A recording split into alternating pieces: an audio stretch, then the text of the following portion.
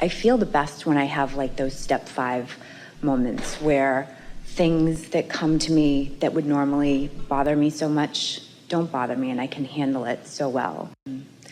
So I guess my question is, even with meditation, when there's things that happen that are just out of your control, and big things, deaths or things that might happen to children, it's difficult to stay in that alignment.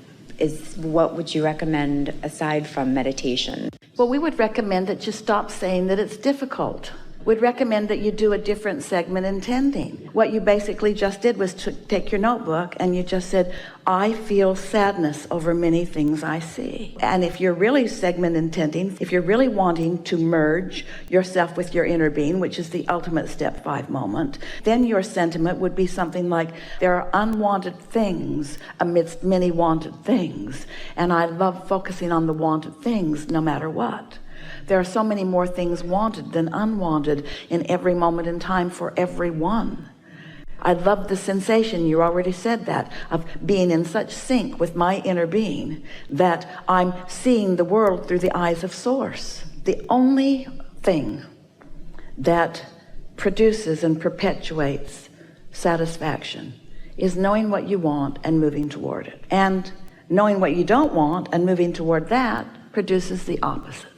So there's satisfaction and dissatisfaction potential in every moment of focus.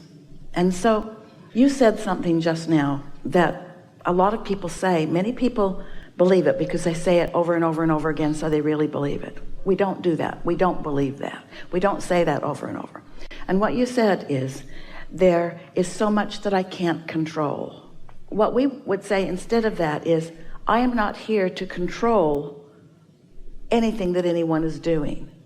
I'm here to control my response to whatever comes into my experience. The only thing I am here to control is my vibrational relationship with my inner being.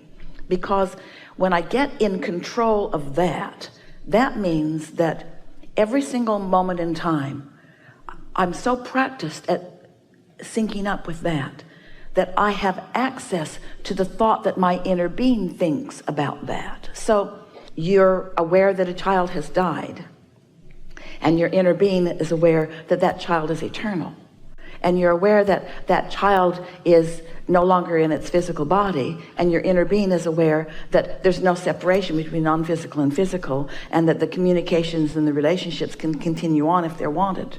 Or you see someone suffering and you think, oh, it's a terrible situation that's causing that person to suffer, and your inner being is thinking, this person is merely temporarily depriving themselves of the pleasure of alignment, and that could change as quickly as they take the stick out of the wheel. When you give yourself the knowledge-based ability to hook up with your inner being and what your inner being knows about every situation, then, and really only then, are you the person in this body, in this time and space, in the way that you intended as you came.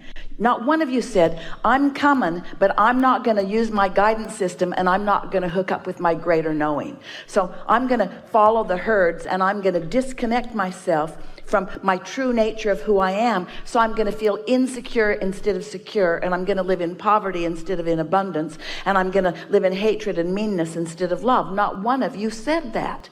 And yet what you do perpetuate as a mass consciousness is sometimes those things happen and I just can't help it. And we proclaim that is not true. You can help it. Situations do not have to control your emotions. Your emotions can control your relationship with situations, you see. But you got to get the horse before the cart. As you begin this process of segment intending, have we hooked you on it a little bit? As you begin this process of segment intending, what you're going to notice is, in a very short period of time, as you said, just by the way it shows up in your life experience, you're not going to be willing to let go of this powerful tool. You're not going to be willing to let it be a crapshoot or potluck. You're not just going to blunder into your days and whatever happens, happens, and then you lick your wounds and go home and hope for something better tomorrow. Instead, you're going to get so good at getting out ahead of it, and you're going to revel in how quickly things happen that are of benefit to you.